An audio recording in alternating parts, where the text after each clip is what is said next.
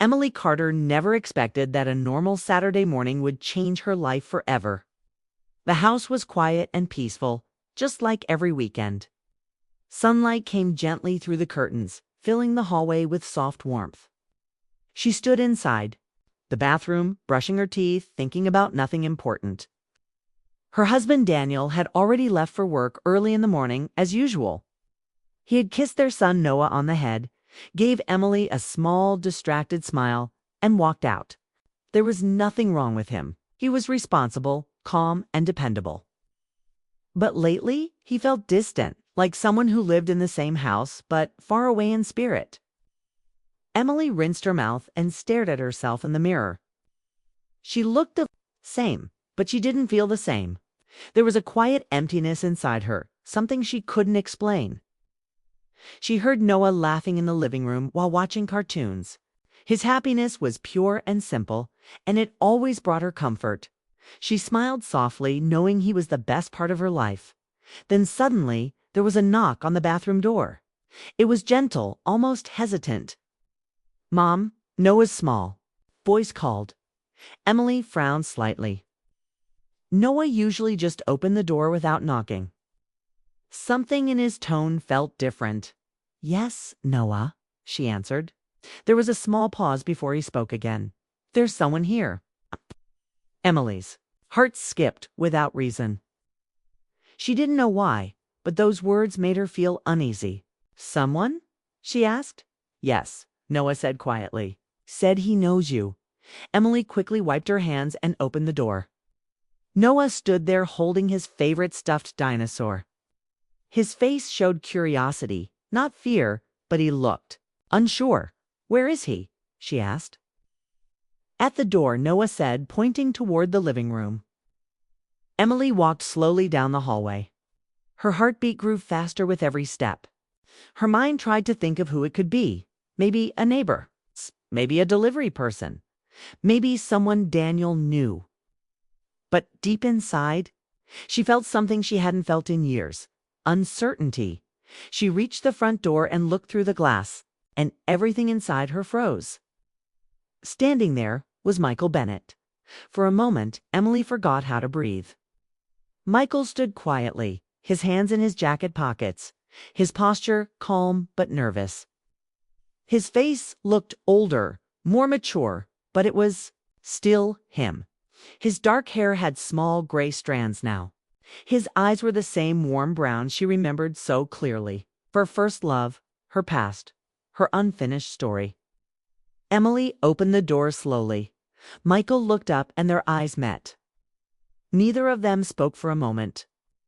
The silence between them was filled with memories, questions, and emotions neither of them expected to face again.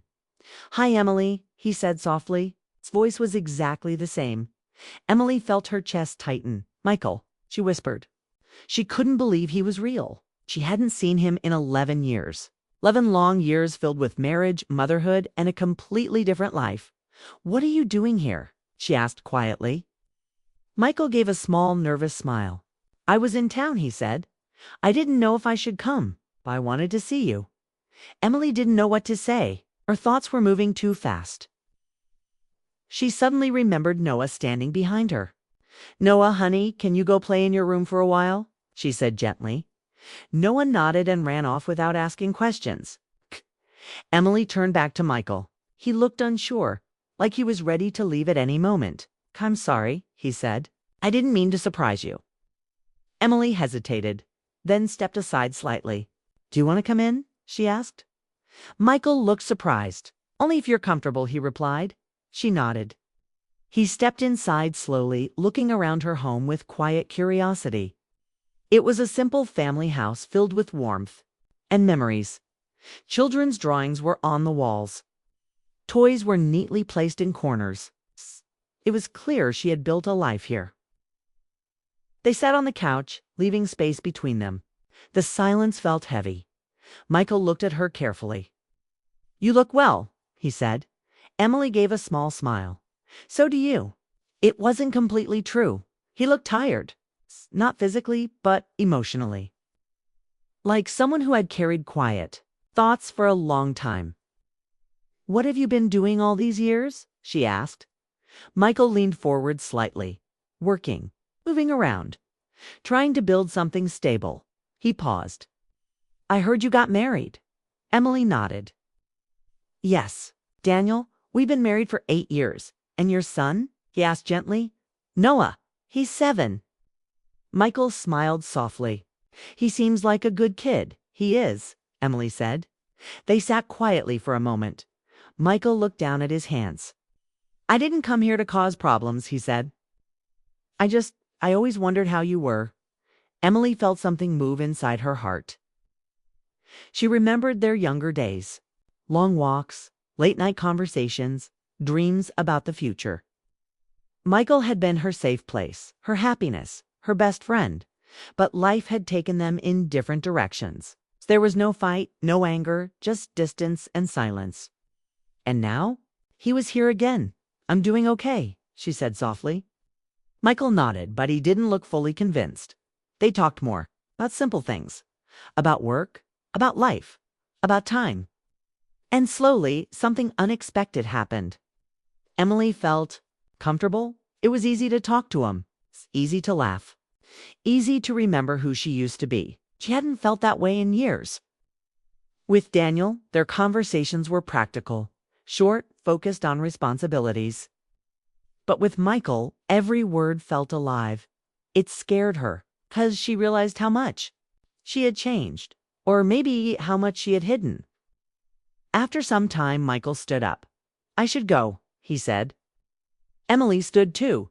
She didn't want him to leave, but she didn't know why. Toward the door and stopped. "I'm glad I saw you," he said. Emily felt her heart beat faster. "Me too," she replied. Michael hesitated. "I don't want to interfere in your life. I respect what you've built." He opened the door. "But I'll be around for a few days if you ever want to talk." He gave her one last gentle smile. Then he left. Emily stood there long after he disappeared. Her mind was full of emotions she didn't understand. That evening, Daniel came home like always. He looked tired from work. He kissed Noah, washed his hands, and sat at the dinner table. "How was your day?" he asked Emily. She looked at him. She could tell him the truth. She could tell him Michael came.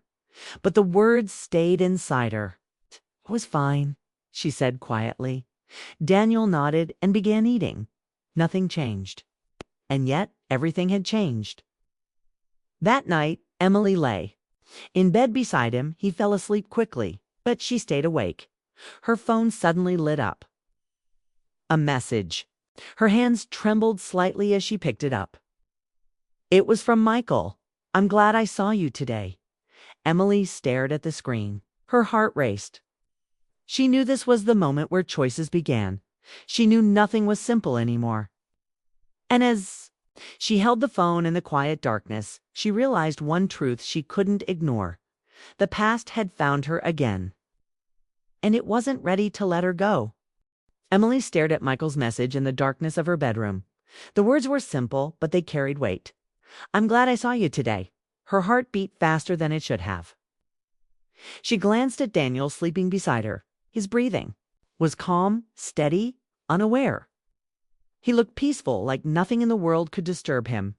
Emily held the phone tightly. She knew replying would open a door. She also knew ignoring it would close something forever. Her fingers moved before her doubts could stop her. She typed slowly, "I'm glad to." She stared at the message for a second, then pressed send. Her chest filled with nervous energy. Within minutes, her phone lit up again. Michael replied, "I'd like to see you again. Kay, only if you want to." Emily closed her eyes. She knew she should protect her life. She knew she had responsibilities. But she also felt something she hadn't felt in years. She typed one word. "Okay." Days passed and Emily tried to act normal. She took Noah to school, cleaned the house, and spoke with Daniel about daily things. But inside, her thoughts were elsewhere. She found herself checking her phone often, waiting for Michael's messages. He never pressured her. He never crossed any line. His words were always calm, respectful, and careful. That made it harder to resist. One morning, after dropping Noah at school, Emily met Michael at a small coffee shop near the river. When she saw him sitting there, her heart reacted instantly. He stood when she approached, smiling softly. They talked easily, like no time had passed. He asked about her life, her work, her son. He listened in a way that made her feel important. She realized how long it had been since someone truly listened to her. They began meeting once or twice a week, always in public places, always careful. They walked through parks, sat on benches, and shared quiet conversations. Michael never touched her, never made her uncomfortable. But emotionally, she felt closer to him with every meeting. He remembered things about her from years ago. Her favorite songs, her dream of writing stories, her love for quiet mornings. Those small details reminded her of who she used to be. She had forgotten that version of herself, the version that laughed easily and dreamed freely. Michael brought that back without trying. One afternoon, they sat near the river, watching the water move slowly. The air was cool, and the sky was clear. Michael looked at her with honest eyes. "I never stopped caring about you," he said quietly. Emily felt her chest tighten. She didn't respond immediately. She didn't know how. His words were gentle, not demanding. He wasn't asking her for anything. He was simply telling the truth. Emily looked away, watching the river. Part of her wanted to stay in that moment forever. Another part reminded her of reality. She was married. She was a mother. Her life was already built at home. Daniel began noticing changes. Emily smiled more, but she also seemed distant. She spent more time thinking and less time talking. One evening, while they sat together, Daniel looked at her carefully. "You seem different," he said. Emily felt nervous. "Different how?" she asked. Daniel shrugged. "I don't know, just quiet." His voice wasn't angry. It was confused. Emily realized he noticed more than she thought. She felt guilt rise inside her. She wasn't hiding physical actions, but she was hiding emotions that made her question herself. That night, Emily sat alone in the kitchen. The house was silent. She thought about everything. She thought about Michael, about Daniel, about Noah. She realized Michael represented something powerful. He represented love, attention, and emotional connection. But he also represented the past. Daniel represented stability, family, and the present. She felt trapped between two truths. She cared about Michael deeply, but she loved her son more than anything. She also knew Daniel deserved honesty, even if their love had grown quiet over the years. The next day, Emily met Michael again in the park. He smiled when he saw her, but she noticed something in his eyes. Hope that made her realize she had to be clear. She couldn't continue living between two worlds. They walked slowly, side by side. Finally, Emily stopped walking. She looked at him with calm but emotional eyes. "Michael," she said softly. He waited, sensing the seriousness in her voice. "I can't keep doing this," she continued. His expression changed, but he stayed calm. He didn't interrupt. Emily took a deep breath. "You reminded me of something beautiful. You reminded me of who I was. But my life is here. My son is here. My responsibilities are here." Michael nodded slowly. Pain showed in his eyes, but he respected her words. "I understand," he said quietly. His voice carried sadness, but also acceptance. He didn't argue. He didn't try to convince her. That made the moment even harder. Emily felt tears in her eyes. "You will always matter to me," she said honestly. Michael gave a small, gentle smile. "You will always matter to me too." They stood there for a moment, saying goodbye without saying the word. Then Michael turned and walked away. Emily watched him go, feeling both heartbreak and peace. She knew she had made the right choice, even if it hurt. That evening, Emily returned home with a heavy but clear heart. She looked at Daniel differently. She saw not just the distance between them, but the history they shared. She realized they had stopped trying, not because they didn't care, but because life had become busy and routine. After Noah went to bed, Emily sat beside Daniel. He looked at her, surprised by her seriousness. "We need to talk," she said gently. Daniel listened carefully. Emily spoke honestly about her feelings. She told him she felt distant, that she missed their connection.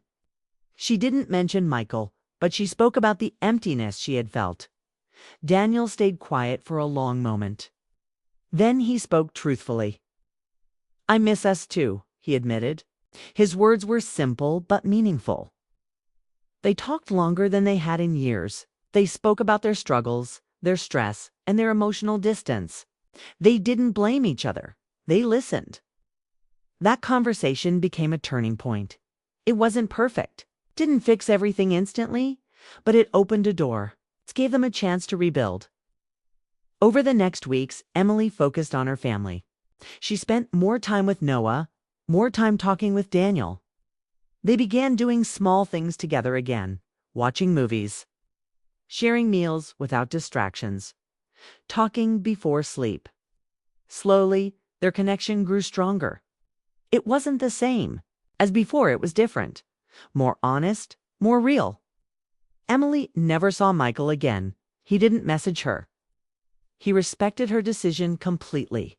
Sometimes she thought about him. She remembered what he represented. He wasn't a mistake. He was a reminder. He reminded her of the importance of emotional connection. He reminded her not to lose herself. One night, Emily stood in Noah's room, watching him sleep peacefully. She realized her choices shaped his world. She wanted to be someone he could always trust. She wanted to build a home filled with honesty and love. She turned off the light and walked back to her bedroom. Daniel was already there. He looked at her and smiled softly. She smiled back. Emily understood something important. Love wasn't always about excitement or memories. Sometimes love was about choosing to stay, choosing to rebuild, choosing peace over confusion. And for the first time in a long time, Emily felt certain about her path forward.